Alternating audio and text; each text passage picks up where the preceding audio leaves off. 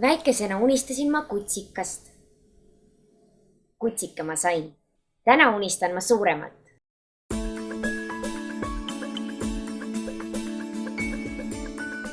Jah, ma mõtlesin ka varem, et võiks välismaale tööle minna, aga siis töötasin Saaremaal suvel abiarstina. Ja ükskord tuli minu juurde üks vanaproua ja tema ütles mulle, et issand, kui tore, kas teie jäätegi nüüd meie arstiks siia? Ja no, kuhu ma siis lähen, kui mind siin nii väga vajatakse?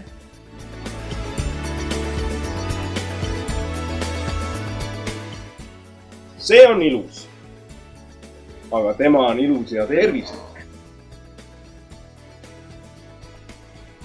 Üks riba võib olla üks elu.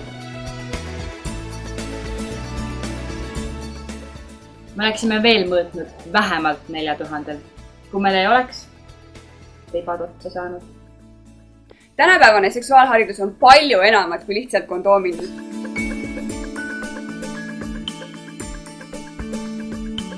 Tartu maraton on üks kord aastas, aga meie korraldasime eelmine aasta 12 spordiüritust.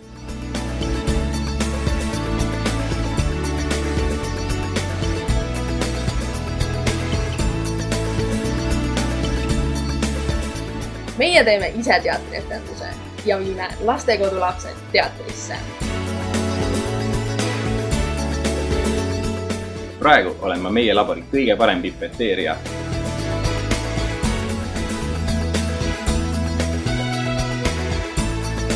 Täna unistan ma suuremat. Ma unistan, et Eestis elaksid maailma kõige õnnelikumad ja tervemad inimesed.